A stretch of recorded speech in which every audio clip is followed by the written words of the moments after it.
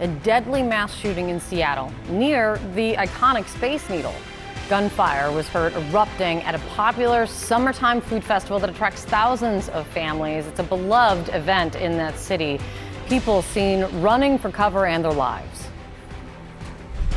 Machine gun just went off.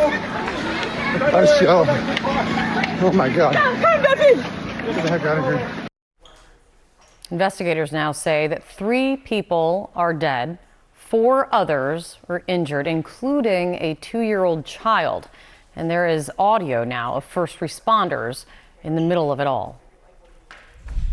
Anyone have a small child tourniquet size? Don't need a tourniquet? For a small child. Small child arm tourniquet. Some of the terrified festival goers even seen taking cover, it seems, and trying to hide out in the gift shop of the Space Needle while this is happening. Witnesses also then described what happened, what they experienced. I saw families, kids, everyone just like running out of the fair, and he had told me like just run, active shooter. Someone was yelling active shooter. I jumped the fence quickly and I ran. I just kept running. So police, they now believe that 2 people were shooting at each other, innocent people enjoying the festival, caught in the middle of it. CNN's Julia Vargas Jones is live this morning at the scene in Seattle. A lot of questions still of what really was happening there and who they are now searching for. What's the latest you're picking up, Julia? Well, Kay, they're still trying to piece together those very chaotic moments that turned this festival into that scene of violence. Behind me here, you can see some of the stalls. People are just allowed, just now, moments before we came on air, to come in to start cleaning up, because as of now, it's like the scene was frozen in time. You know, the shooting was yesterday at 6 p.m. and it's been untouched since. That's when people first heard those pop, pop, pop that some said to some of our affiliates that they thought were fireworks at first. And I think we have some new video that shows those very first moments, Kate, that I want to play for our viewers, where you see people running and taking cover wherever they can to try to avoid it as they're starting to realize that there's something deeply wrong here. Everyone, make sure you guys subscribe. Help me get to 100,000. I'm like 2,000 subscribers away. That is literally one viral video, and 200K. I'll get that plaque that says 100K. Shooting? Oh shit! Oh shit! Right here. Get down! Get down! Get down! Get down! Yeah, just get down. Oh, it's right there. Oh shit!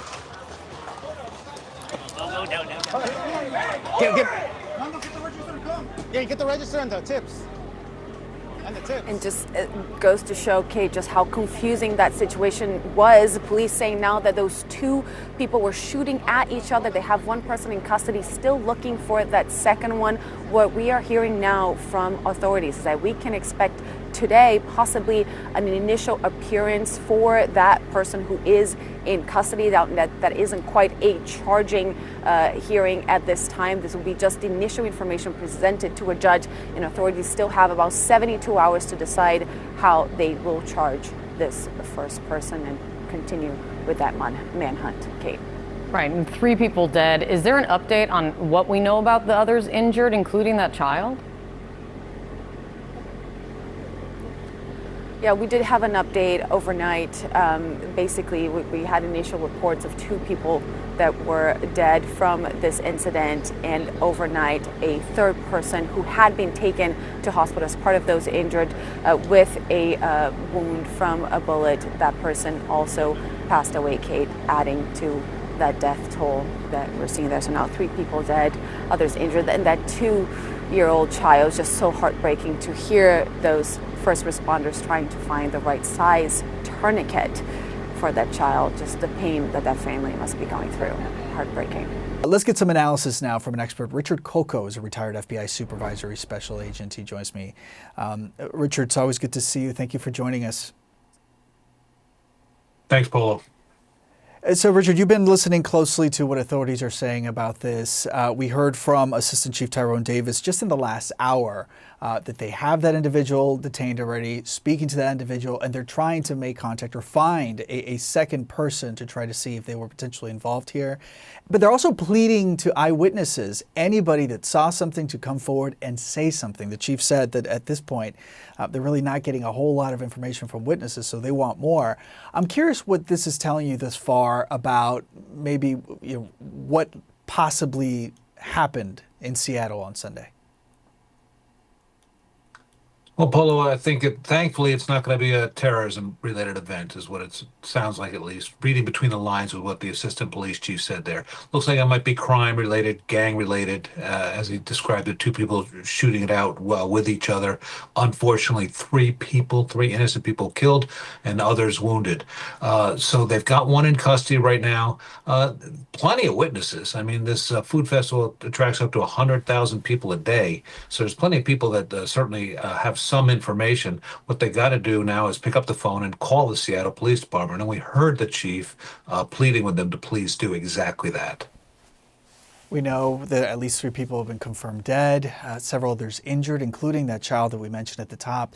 What does that tell you about the incident itself at this preliminary stage, and just based on what you're hearing and all of these reports coming from officials?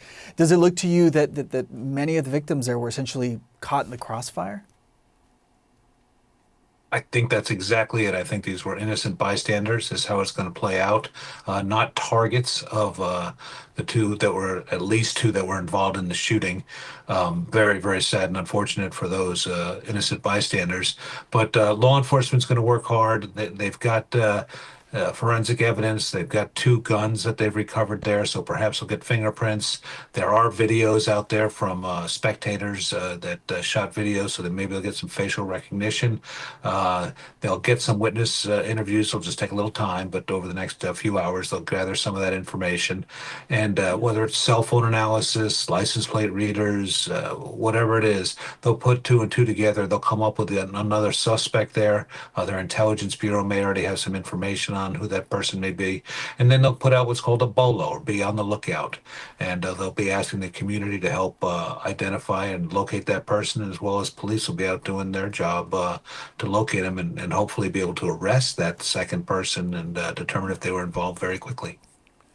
Richard, you've no doubt seen some of the footage, some of the cell phone footage that people shot that day, or actually during the incident on Sunday evening, where it shows just a mad scramble of people trying to seek shelter. Seattle police saying that they are, that they're roughly 350. I should say that the Bite of Seattle Festival's website says it draws some 350,000 guests over 3 days at the festival. So just maybe speak to the challenges that police officers face when they're responding to an event that's hosting potentially thousands of families.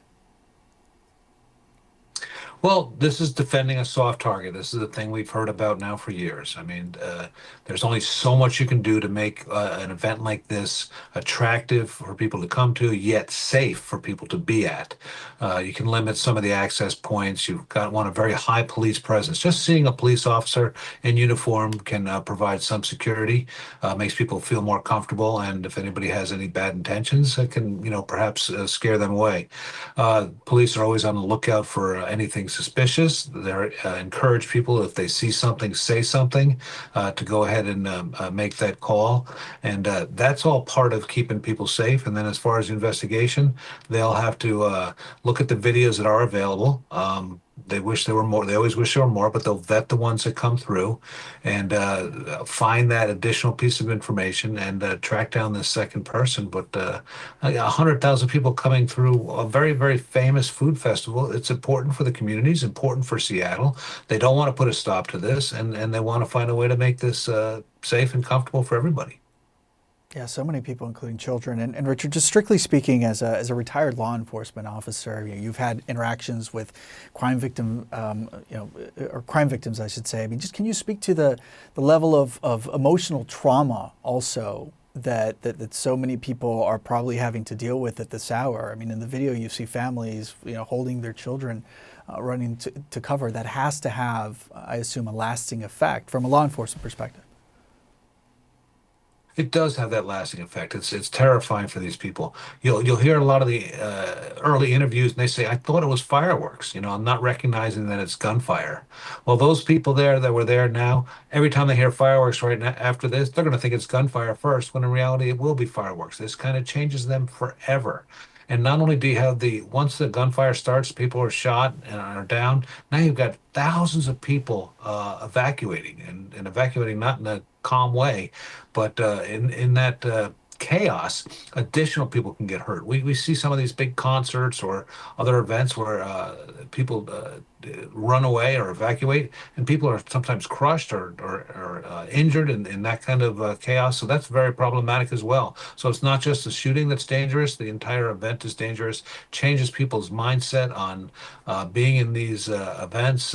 They get a form of PTSD, and just way too many of these active shooter events, and absolutely problematic, has lasting impact on everybody involved.